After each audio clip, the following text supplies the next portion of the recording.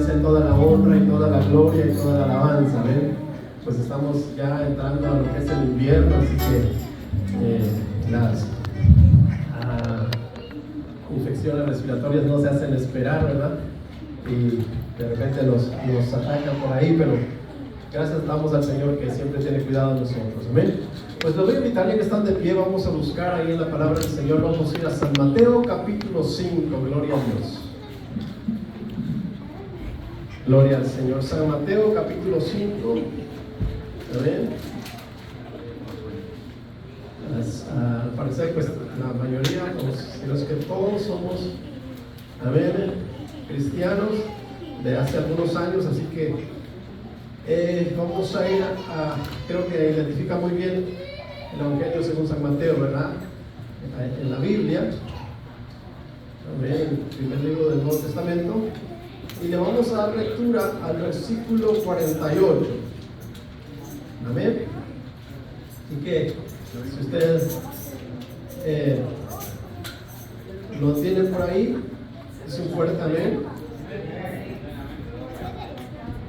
Gloria a Dios, aleluya. San Mateo capítulo 5, amén, verso 48, gloria a Dios. Amén. Muy bien, leemos la palabra se lee en el nombre del Padre, del Hijo y del Espíritu Santo. Sed pues vosotros perfectos, como vuestro Padre que está en los cielos es perfecto. Quisiera que toda la iglesia lo leyera conmigo en voz fuerte, amén. Vamos a leerlo en el nombre del Padre, del Hijo y del Espíritu Santo. Sed pues vosotros perfectos, como vuestro Padre que está en los cielos es perfecto. Amén. Creo que la iglesia lo puede hacer un poco mejor, ¿verdad? Vamos a ver una vez más.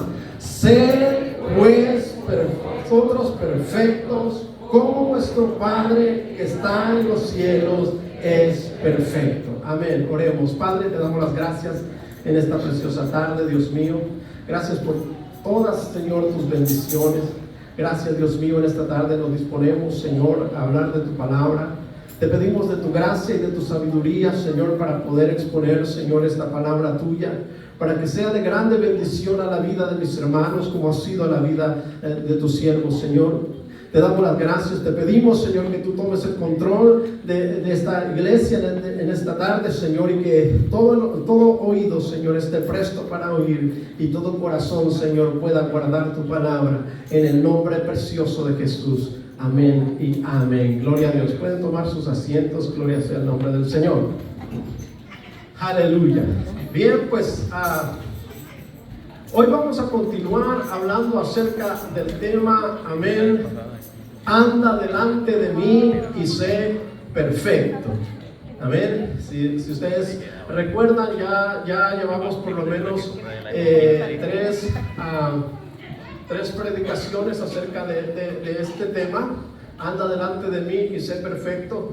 Y hemos estado hablando desde el pacto que Dios hace con Abraham, amén, el precursor de la nación de Israel, y hasta lo que es la iglesia, y hemos ido entendiendo cómo es que el Señor hace un pacto de salvación. Porque así como Abraham se encontraba perdido en la tierra de Ur de los Caldeos y fue llamado para salvación, así la iglesia que se encontraba lejos de Dios fue llamada para salvación. Pero dijimos que el pacto de salvación tiene dos divisiones, o se divide en dos partes. Lo que hemos mencionado como el pacto de pertenencia, amén, en el Señor, o de pertenencia de Dios, amén, y el pacto de permanencia en Dios, o el pacto de permanencia en la salvación, amén. Porque estamos tratando de hacer esta distinción, porque mucha gente se confunde cuando escucha que la salvación es sin condición. Y efectivamente en la primera parte del pacto de la salvación es sin condición. ¿Por qué? Porque nosotros no teníamos nada que ofrecer. Amén. Si recuerdan, por ejemplo, a Abraham, el pacto de pertenencia, amén, también se conoce como lo que es el arrepentimiento. Amén. Si ustedes recuerdan, a Abraham se le dice: sal de tu tierra y de tu parentela a una tierra que te voy a mostrar. Amén. Pero ese sal de tu tierra y de tu parentela es precisamente ese proceso de llamamiento a Abraham para que se convierta a Dios. Porque la tierra donde se encontraba era una tierra idólatra, y la parentela de Abraham era una parentela idólatra. Y si Abraham tenía una parentela idólatra, como algunos de nosotros teníamos parentela idólatra, pues nosotros, aún en ocasiones sin participar de la idolatría, éramos hijos de idolatría. Amén. Así que hay que llamar a Abraham y sacarlo de la tierra idólatra, de sus parentela idólatra, de la idolatría, para que él se convierta al Señor. Pero dijimos que a Abraham Dios hace ese pacto de pertenencia, pero no le pide ni una correa de su calzado. Es decir, Abraham, tú vas a ser mi hijo, tú vas a ser mi pueblo, tú vas a ser mi nación, pero no tienes que darme un chivo, un borrego o X cosa o nada por el estilo. Amén. Y así fuimos nosotros llamados en el pacto de nosotros de pertenencia. Lo único que escuchamos fue: amén, arrepentíos porque el reino de los cielos se ha acercado. Amén. Y entonces fuimos llamados, amén, para salvación, pero nosotros no entregamos nada para ser redimidos, para ser salvados, para ser rescatados. No entregamos absolutamente nada. Más que lo único que tuvimos que hacer es arrepentimiento y conversión. Amén. Así como Abraham dejó a los ídolos mudos, así nosotros dejamos nuestra mala costumbre de ser, renunciamos al pecado, nos arrepentimos y decidimos seguir a Dios. Ese es el pacto de pertenencia, eso es lo que se conoce como el arrepentimiento. Pero después del arrepentimiento, dijimos, entonces viene el pacto de permanencia, o lo que también se conoce como la santificación. Y la santificación viene de la palabra santidad. Y la santidad significa apartado para, o apartado de. ¿Ven? Eso es la santificación. Desafortunadamente, muchos en la iglesia piensan que la santificación es como vestirse de una aureola de luz y mandar con las manos aquí al frente, y todo aburrido y todo amargado. Y entre más amargado y más aburrido, ese es más santo. Pero ese es un concepto errado de la santificación o de la santidad. Santidad significa apartado para Dios y apartado del pecado. Es decir, le decimos al pecado no y le decimos a Dios sí, Señor. Amén. Entonces, el pacto de santificación para Abraham inicia de la siguiente manera. Dijimos, a Abraham se le dijo, ya 90 años tenía Abraham cuando se le aparece Dios. Amén. 99 años tenía Abraham cuando se le aparece Dios y le dice: anda delante de mí y sé perfecto. Ya Abraham ya estaba en la tierra de Canaán. Amén. Ya andaba por ahí, ya había ido a Egipto y regresado. Así que el Señor le va ahora a hacer el pacto de permanencia. Y en el pacto de permanencia, ahí sí Dios le pone a Abraham una condición, pero a la nación de Abraham entonces le va a dar lo que es la ley.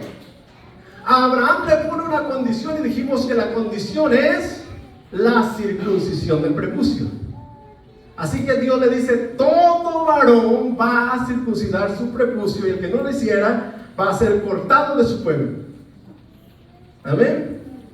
Entonces fue llamado, fue rescatado, no ofreció nada, pero ahora para permanecer en salvación ahora Dios le va a decir, vas a hacer algo. Lo que tienes que hacer primero, como requisito primario, tienes que participar de la circuncisión. Y en el pacto de permanencia, la salvación, ese sí tiene condición y sí puede, amén, ser separado del pueblo. Sí tiene terminación. Entonces le dice a Abraham, el varón que no se circuncide, de los naturales y de los extranjeros que habiten en tu pueblo, ese será cortado de su pueblo. Y después entonces vienen las leyes que se le dan a Moisés en el monte Sinaí. Y estas leyes son para santificación del pueblo. Amén.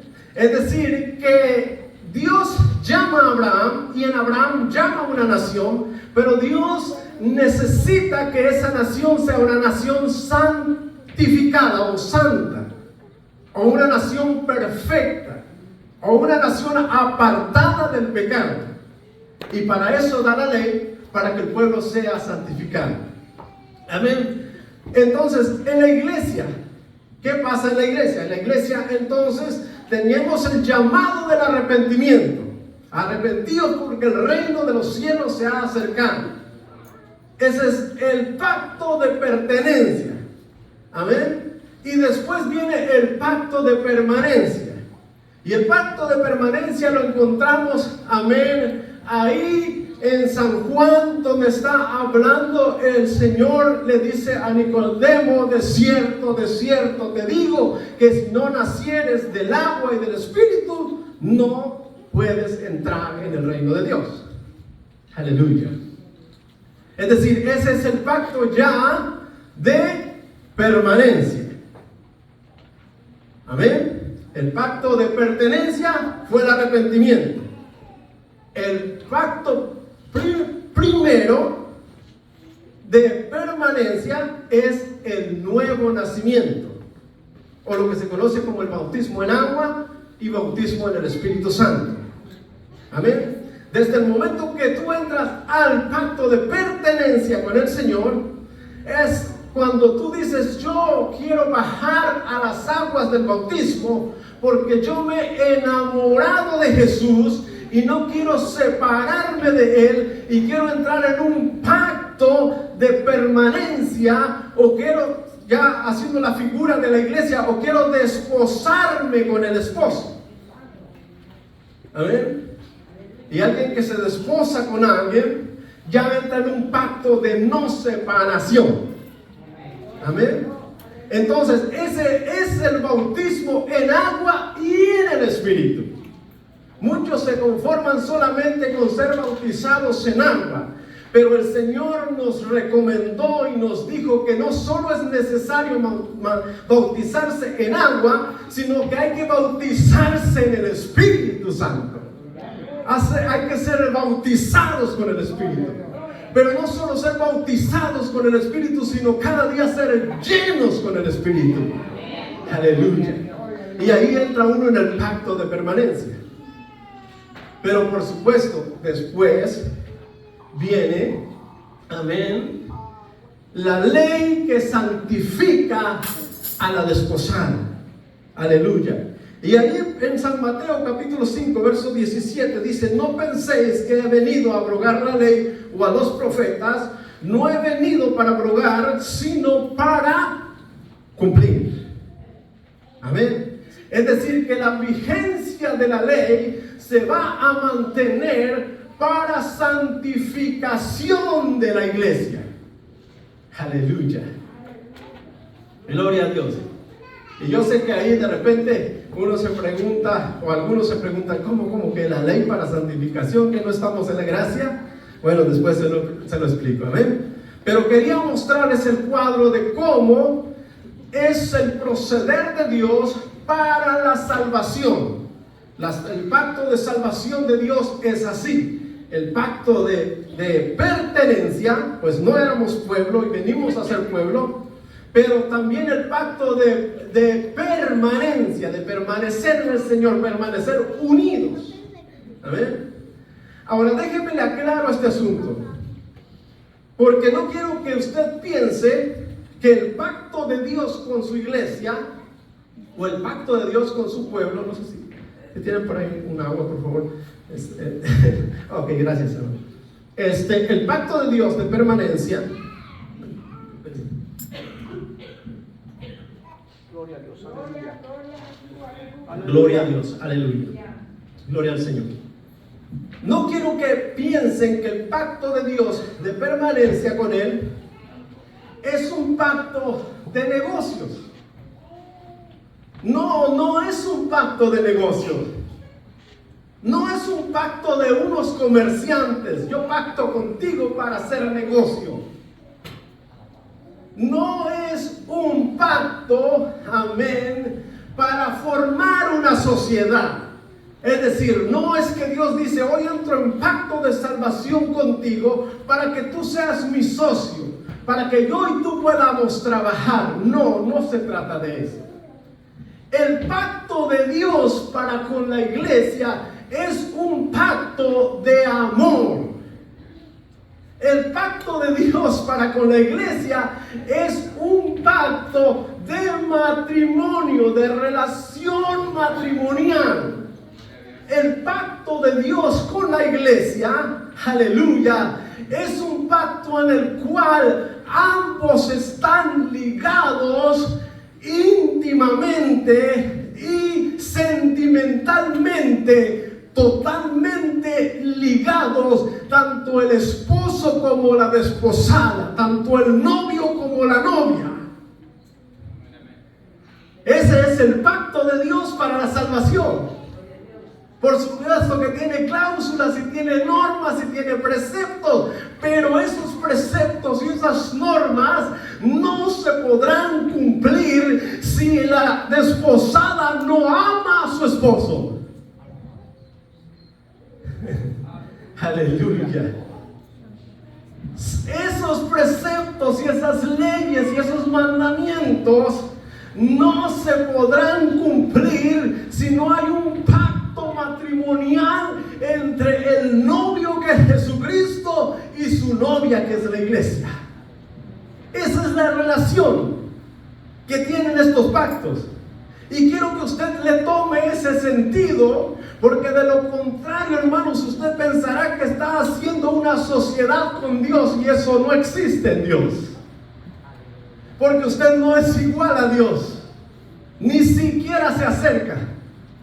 Así que Dios no puede hacer un pacto de sociedad con usted, ni mucho menos conmigo, porque usted es mejor que yo. Aleluya.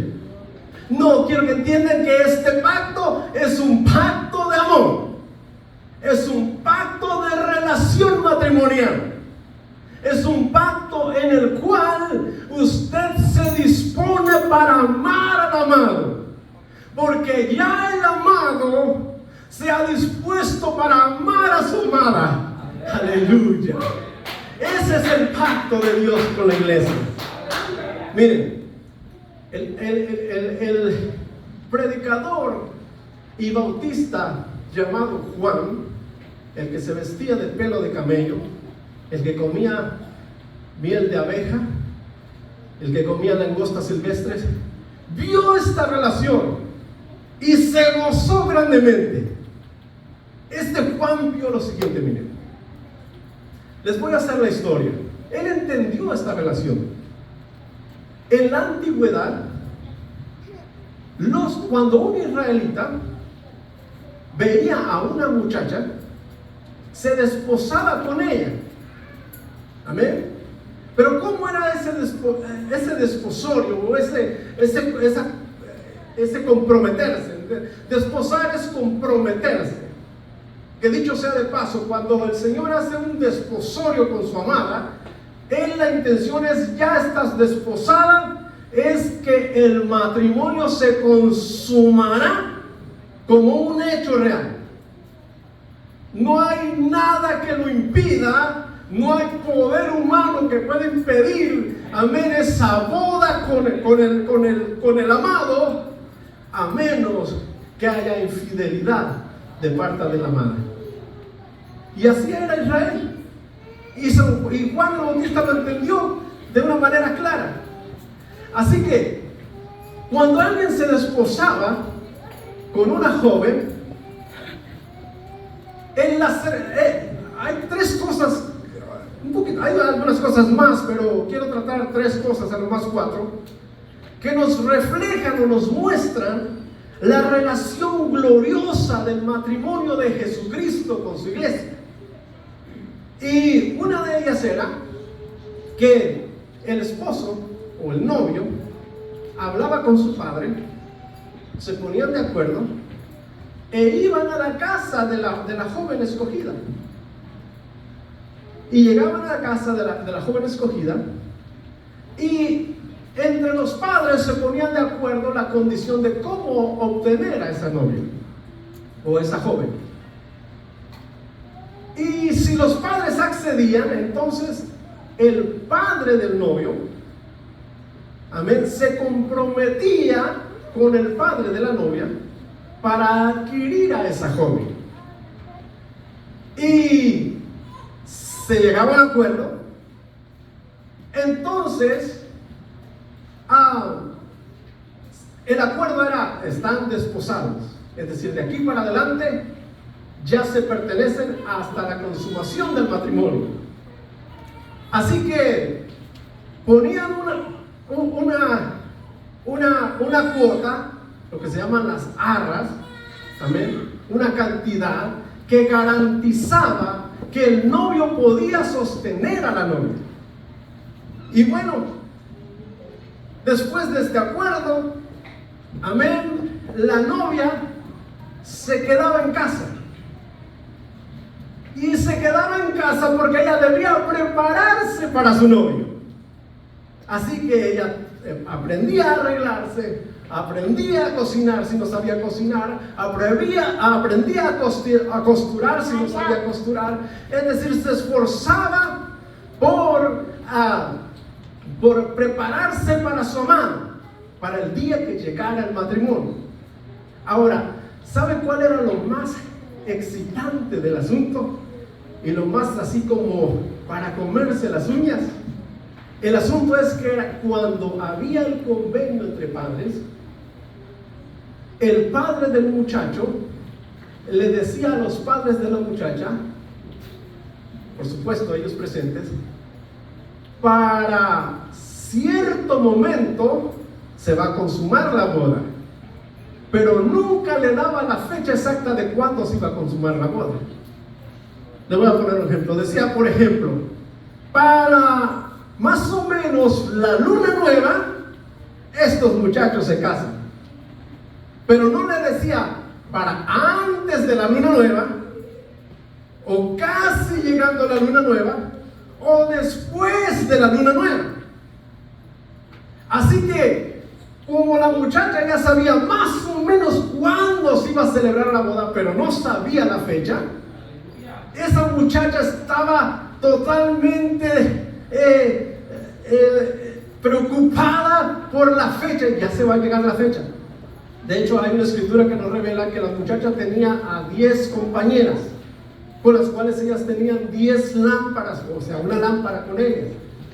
Y que cuando se escuchaba por ahí, ahí viene el esposo, salía a recibirle, y salía la muchacha y las 10 vírgenes para recibirle, y resulta, no, falsa alarma, otra vez para adentro.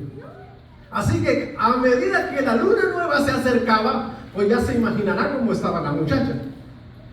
Toda desesperada, ya va a venir ahora sí el esposo, ya va a venir el esposo, ya va a venir el esposo. Y lo mismo era con el novio, porque el novio, a pesar de que él conocía la fecha de cuándo se iba a celebrar la boda, pero sin embargo a él se le tenía prohibido decir la fecha. Así que cuando se acercaban sus amigos y le preguntaban, ¿cuándo te vas a casar?, él decía, eso solo mi padre lo sabe.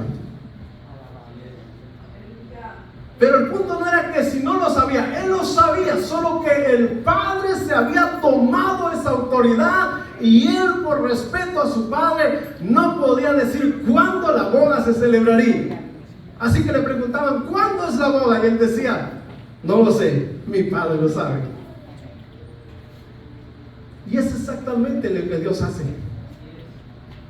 Y eso es lo que vemos, amén, cuando los discípulos le preguntan al Señor Jesucristo, está en el monte de los olivos. Ya el Señor les ha dicho que Él viene por su iglesia. Ellos lo saben. Están claros que el Señor regresa por su iglesia. Pero ellos quieren saber cuándo va a venir el Señor. Así que se pusieron de acuerdo y dijeron, bueno, ahora es el momento que nos diga cuándo va a venir. Así que fueron y le preguntaron, Hechos capítulo 1, versos 6 y 7, le preguntaron, dinos, ¿restaurarás el reino a Israel en este tiempo? Pues si le dice que sí, pues ya está más cerquita la fecha, ¿verdad? Así que el Señor le va a contestar y le va a decir, no os toca a vosotros saber los tiempos y las sazones que el Padre puso en su sola potestad. Es decir, que aunque yo lo sepa, no se los voy a decir porque eso le corresponde a papá. Aleluya. Así que me imagino que el novio también estaba desesperado. Ya que llegue la boda, ya dejen de preguntarme, ya voy a ir. Tranquilos, amigos, espérense, ya casi. Aleluya. Y ahí estaba esa desesperación, bonita desesperación, ¿verdad? Porque yo no sé si ustedes tuvieron un noviazgo, pero por la gracia del Señor yo tuve un noviazgo, y entre más se acercaba la boda, más nervioso me encontraba. Y recuerdo que hasta el día de la boda, cuando iba caminando para el servicio de la boda, había que atravesar una avenida y de repente ya me la atraviesa un carro porque yo iba pensando allá en la novia, ¿verdad? Es un momento bien hermoso. Pues así era la situación del matrimonio entre los novios en Israel. Ahora, hay un dato curioso que la iglesia ha pasado por alto. Y ese dato curioso es que, miren, la desposada se quedaba en casa. El novio se iba a la casa de su padre. La desposada se preparaba para su esposo, para su novio. Y el novio o el esposo iba a la casa de su padre para preparar un hogar, para llevar a su esposa ahí, para darle un lugar a su esposa ahí, donde van a vivir por siempre. Amén. Pero en el tiempo en el que la novia estaba preparándose y el novio estaba preparándose, no había una comunión o comunicación personal entre ellos. Eso es bien difícil, ¿verdad? Pobres israelitas, ¿verdad? No había comunicación personal directa entre ellos como novios. Sino lo que sucedía era que el novio agarraba dentro de sus amigos a un amigo que le tenía mucha confianza, total confianza, y este amigo era el que les servía de interlocutor entre ellos. Y este amigo tenía la responsabilidad de acercarse a la novia y decirle los anhelos del novio, los gustos del novio, el carácter del novio, el comportamiento del novio. Este amigo se acercaba a la novia y les explicaba esta situación, o le enseñaba a la novia esta situación de cómo era el esposo, qué anhelaba el esposo, qué gustos tenía el esposo. Aleluya.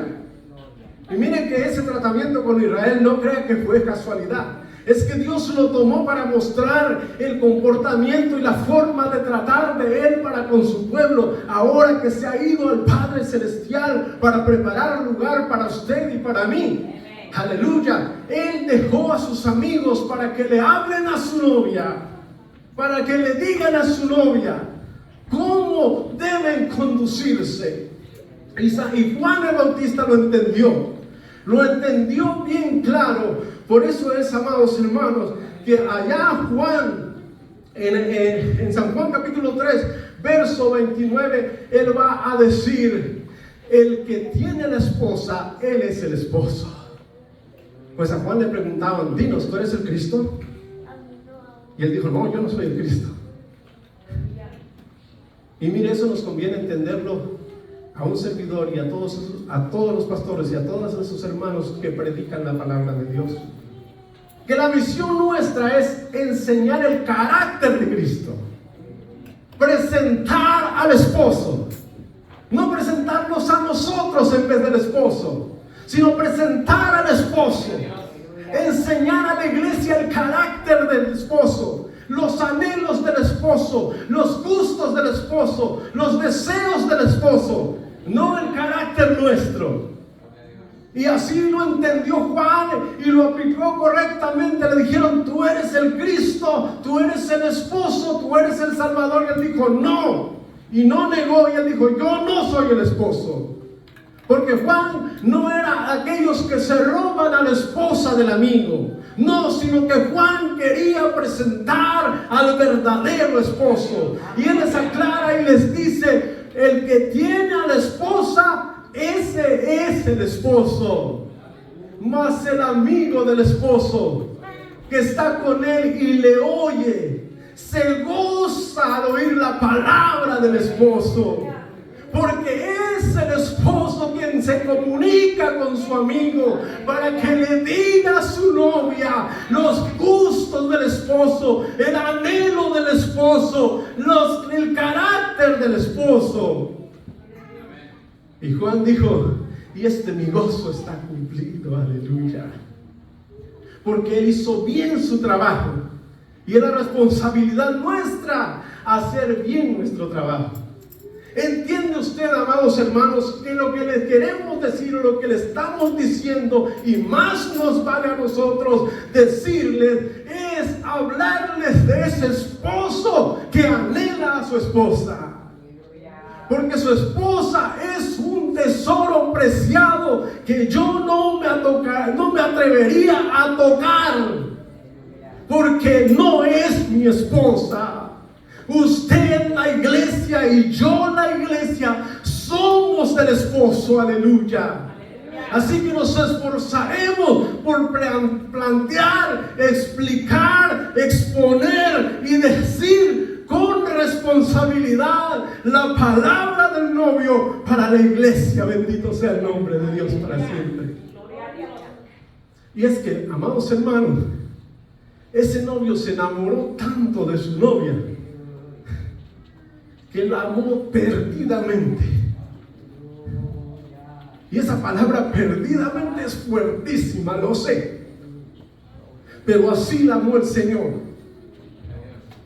Y dígame si no se enamoró perdidamente de su iglesia, que la amó tanto que fue dispuesto a la cruz del Calvario para entregar su propia vida, para comprar a esa novia preciosa que él vio y que la anheló y que la quiso para él, y dio precio grande, aleluya, y la compró y la hizo limpia y perfecta para presentársela a él, aleluya. Se enamoró perdidamente de usted. Si no me entiende, se lo digo claramente, aleluya. Mire, el apóstol Pablo entendió esto también, y hablándole a los corintios, aleluya, le dice a los corintios: porque lo insensato de Dios, como que si Dios fuera insensato. Pero hay hombres que piensan que Dios es insensato. ¿En qué cabeza cabe entregar a su Hijo Jesucristo en la cruz del Calvario? Pero San Pablo hace lo siguiente, dice: pero lo insensato de Dios, lo que parece insensato de Dios, es más sabio que los hombres, aleluya. Porque un día el Señor vio desde los cielos a la tierra y miró ahí a una joven desprotegida, sucia, harapienta, despreciada de todos, gobernada por un príncipe tirano que la arrastró hasta lo más vil. Sin embargo, la insensatez de Dios fue decir: yo quiero comprar esa joven para mi hijo. Aleluya. La vio ahí toda sucia, desgarrada, pobre, harapienta, despreciada, pero él dijo: yo la quiero comprar. Aleluya. Gloria a Dios. Y el pecado le puso un gran precio a esta joven y le dijo: ¿la quieres comprar? El único pago que existe para esta joven es que entregues a tu hijo para que dé su vida y sea asesinado. Pero ahí estaba el novio que se enamoró de su novia. La vio una joven hermosa, pero sucia, desgarrada y despreciada. La vio y la imaginó y la quiso tener a una hermosa novia y dijo: yo quiero a esa joven. Cuando le dijeron el precio de esa joven, él dijo: yo doy mi vida por ella. Y San Pablo dice: y lo débil de Dios es más fuerte que los hombres. Aleluya. Porque Jesucristo se hizo débil, se hizo hombre, y en su condición de hombre Él vino y entregó su vida por esa joven amada, y fue abofeteado y fue menospreciado, pero aún así la amó y se entregó para salvarla. Y cuando resucitó, se la presentó como una virgen pura, sin mancha y sin arruga. La vistió, la limpió, le puso sus collares y sus perlas, la adornó hermosa y la presentó, aleluya, como esa virgen pura y sin mancha delante de sí mismo. Aleluya. Así ama el Señor a su iglesia. Aleluya. Y esa es la relación de pacto que Dios quiere con su iglesia. No es una imposición de pacto, no. Es una relación de pacto. Aleluya. ¿Quién de ustedes que se enamora de alguien o se casa con alguien, le gustaría que su mujer fuera libertina, amén, y fuera de marido en marido y de hombre en hombre? Por supuesto que no. Ni siquiera a las mujeres les gustaría que su marido vaya de mujer en mujer y de esposa en esposa. No. ¿Entiende lo sensato de este contrato? No es un contrato, una relación de socios, no. Dios no quiere una relación de socios con usted. Dios quiere una relación, un pacto de amor, de matrimonio, de jurarse fidelidad uno para con otro. Aleluya. Porque Él siempre permanece fiel. Aleluya. Gloria a Dios. Así que este es el pacto de Dios para con su iglesia. Amén.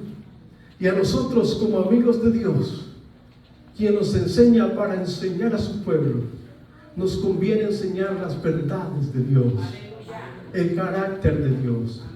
No enseñar desde nuestra posición doctrinal, no enseñar desde lo que yo creo o yo entiendo, no enseñar falsedades y mentiras, sino enseñar la correcta palabra de Dios, porque el amigo del esposo debe ser fiel a su amigo. Aleluya.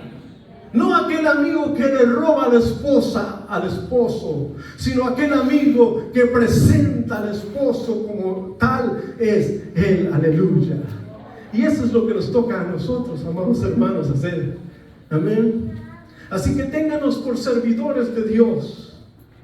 Amén. No como tiranos e impositores de cosas, no, sino como servidores de Dios. Ahora, por supuesto, que yo no puedo reprenderles, porque usted no es mi esposa. Aleluya. Sino que hablo como el amigo del esposo, del esposo, perdón. Amén. Ahora, lo que usted también sí debe saber es que yo no le puedo reprender porque no soy el esposo, pero el esposo sí tiene la autoridad para reprender a su esposa. Amén. Aleluya. Dios es maravilloso. Así que esa es nuestra tarea, presentar al Cristo de la gloria. Vemos por eso en la Escritura, hermanos, que a Israel se le presenta como una mujer, como la esposa amada, como la niña de los ojos de Dios.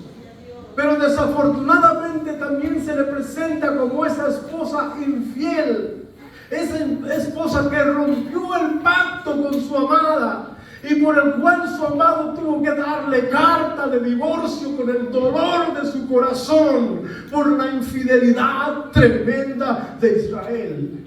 Aleluya. Así que por eso nos conviene a nosotros presentarle no solo el anhelo del Señor, no solo cuánto le ama el Señor, pero también nos conviene presentarle el carácter del Señor. Y el carácter del Señor es que Él desea una iglesia pura, limpia y sin mancha delante de Él. Aleluya. Amén. Así que miren, es algo hermoso y no es carga los mandamientos del Señor cuando entendemos esta relación, porque es como el esposo y la esposa, como el novio y la novia. Amén.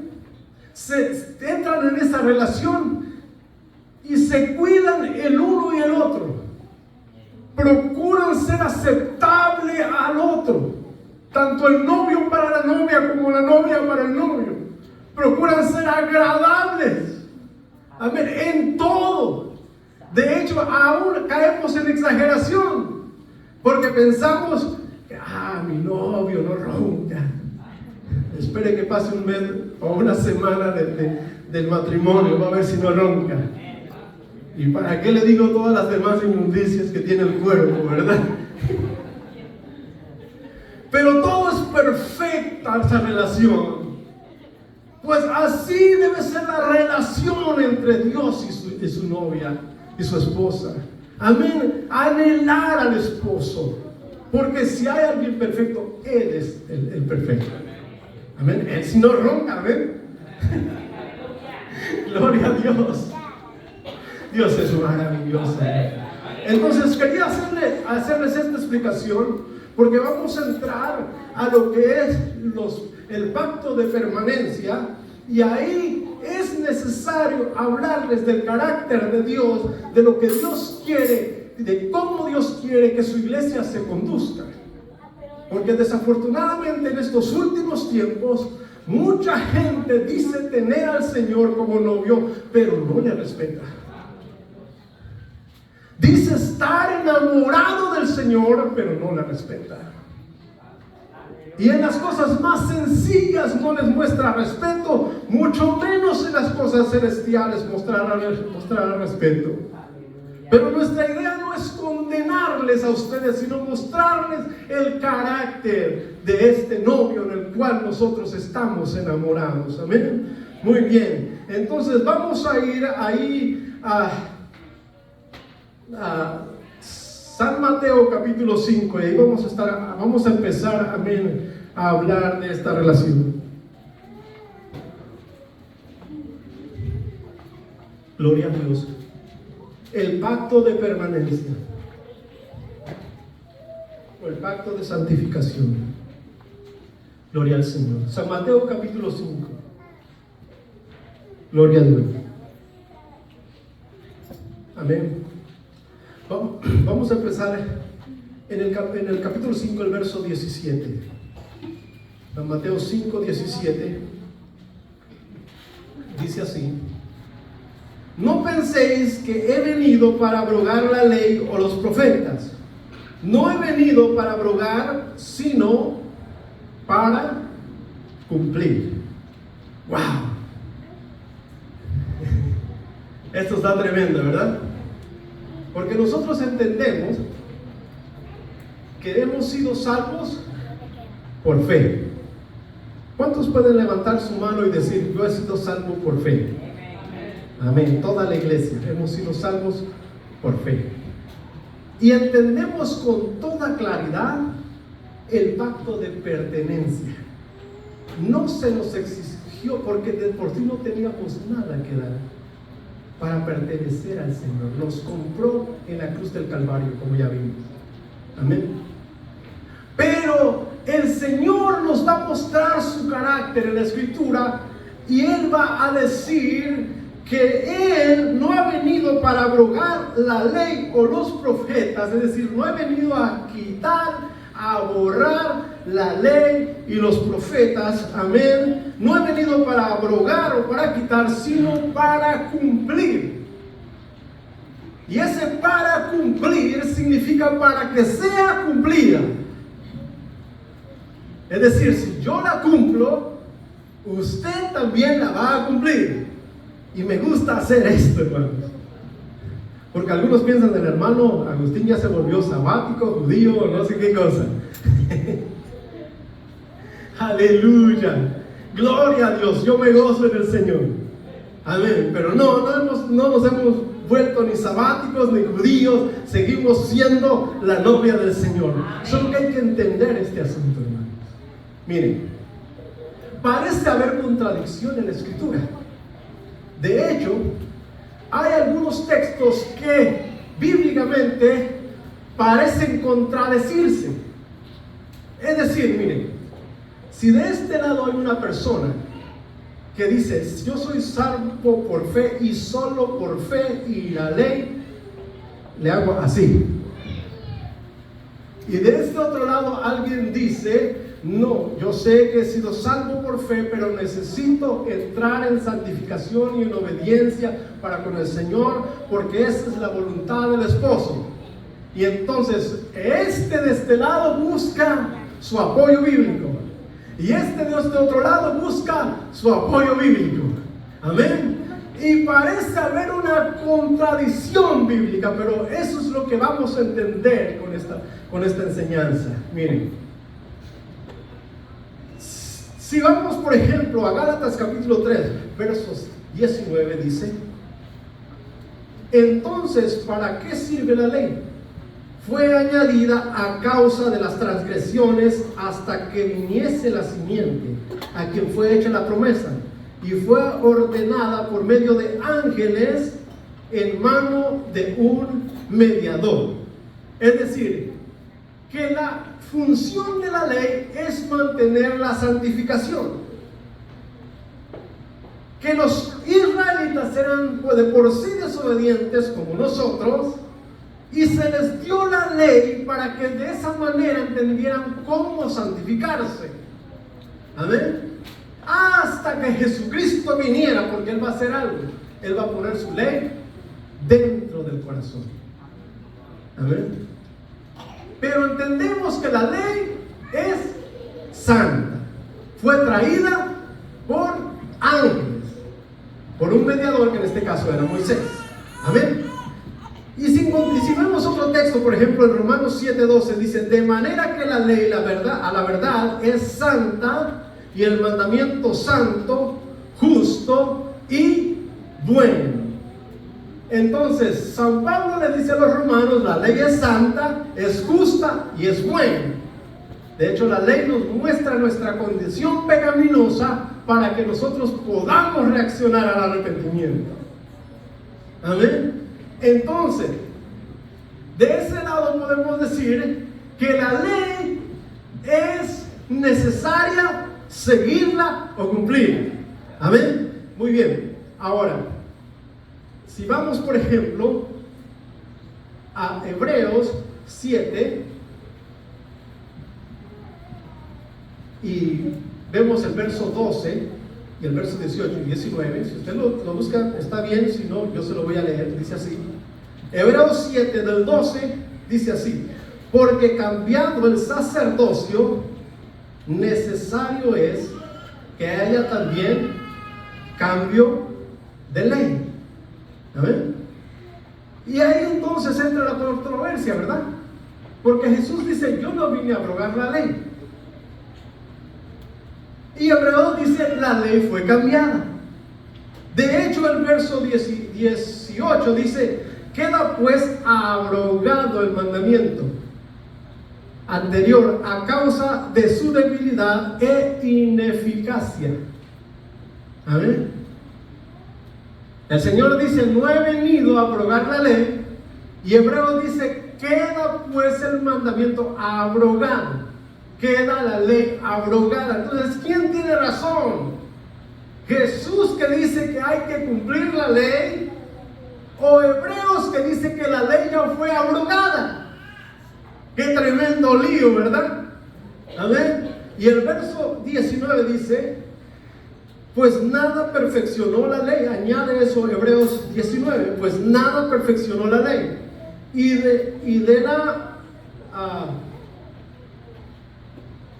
la introducción de una mejor esperanza, por lo cual nos acercamos a Dios. Nada perfeccionó la ley, sino que entró una nueva esperanza en la cual nos perfeccionamos. Amén. Somos perfeccionados delante de Dios. Amén. Entonces, si vamos por ejemplo a Gálatas 2:16, dice: sabiendo que el hombre no es justificado por las obras de la ley, sino por la fe de Jesucristo. Nosotros también hemos creído en Jesucristo para ser justificados por la ley por la fe de Cristo, y no por las obras de la ley, por cuanto por las obras de la ley nadie será justificado. Oh, wow, qué tremendo lío, ¿verdad? Jesucristo está diciendo: no penséis que he venido a abrogar a la ley, sino he venido a cumplir la ley y a ver que la ley se cumpla. Pero Hebreos nos dice que la ley fue abrogada. Y San Pablo nos dice que nosotros, amén, no tenemos nada que ver para ser justificados por la ley, sino que hemos sido justificados por la fe en Jesucristo. Aleluya. Y el hermano Agustín se metió en un problema, no sé cómo va a salir de ahí. Aleluya. Bien, hermanos, esa aparente contradicción no es contradicción, sino es una mala interpretación de la Escritura.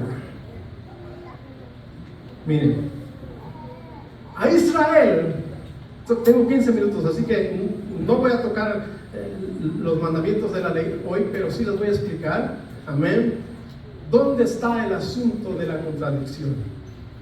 A Israel se le llama como una nación, y en el Sinaí se le dan las leyes. Amén. Pero mire, para los judíos, era el caso de Pablo, amén, y prácticamente de los profetas y de todos los que escribieron la Biblia, a excepción de Lucas. Amén. Para Israel, cuando usted habla de la ley, usted está hablando de la Torá. ¿Y qué es la Torá? La Torá son los 5 primeros libros de la Biblia. Es lo que nosotros conocemos como el Pentateuco. Amén. Génesis, Éxodo, Levítico, Números, Deuteronomio. Para ellos eso es la ley. Los 5 libros primeros de la Biblia. Y lo que son los poetas y lo que son los profetas, todo lo que nosotros conocemos como el Antiguo Testamento, eso para ellos es el Tanaj. Entonces, cuando San Pablo está hablando de la ley, es obvio que está tomando el punto de la Torá. No está especificando de qué exactamente está hablando. Pero no significa que nosotros no sepamos, amén, diferenciar entre una cosa y otra. Le voy a decir lo que sucede. Que en el Torá, o en los 5 libros de la ley, ahí Dios a Israel no solo le da un tipo de ley, no, sino que Dios le va a dar lo que se conoce como la ley moral, los 10 mandamientos. Le va a dar lo que se conoce como la ley ritual, la ley ceremonial, aquella que permitía, o no solo permitía, sino que indicaba que había que hacer sacrificios, que había que ofrecer un cordero, aleluya, para la salvación, para la pertenencia, amén, del pueblo de Dios, que es lo que Jesucristo hizo. Por eso es que en Hebreos está diciendo, amén, que una vez que ya se cambió el sacerdocio, ya esa ley ritual no sirve, porque ya no hay que estar ofreciendo corderos y machos cabríos para redimir a los hombres, porque el Cordero de Dios que quita el pecado del mundo ya ha sido entregado por usted y por mí. Aleluya. Sin embargo, Jesús, Él está hablando de la ley moral. Él está hablando de los 10 mandamientos que no pueden ser quebrados, que Él vino a cumplir y necesitan ser cumplidos. Esos 10 mandamientos permanecerán por toda la eternidad, desde que fueron dadas hasta la eternidad, porque ese es el carácter del esposo. Aleluya. Esa ley moral no fue quebrada, no fue abrogada.